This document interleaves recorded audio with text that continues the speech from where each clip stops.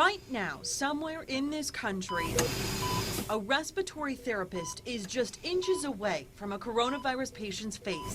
They're placing that individual on a ventilator so that they're no longer gasping for air. We are the unsung heroes. That is how people are describing respiratory therapists these days. They're the healthcare workers that intubate and monitor a patient's lungs and determine whether that ventilator is even working. Whenever you're losing a patient, no matter if it's COVID or any time, it's emotional. Tonight, we're getting to see the photos, the faces of Hoosiers who are truly putting their lives on the line to save others. One therapist, a patient needed immediate attention right then, and they did not put their PPE on, went into the room, and they were sent home. We're told that RT didn't get sick, but it's always a possibility.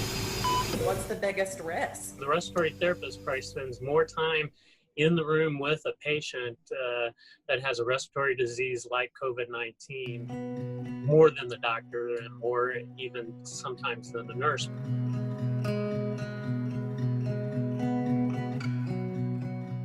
And while we know doctors, nurses, and respiratory therapists are working really long hours, wearing their PPE all day long, what I didn't realize is just how much it is and how long it takes to put it all on and then back off again.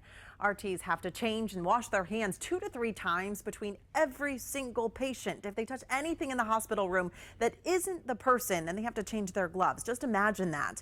They tell me that process with the strict guidelines, it really slows them down. But the rules that they all have to follow in order to protect themselves and our loved ones. In the newsroom, I'm Angela Brower, CBS 4 News.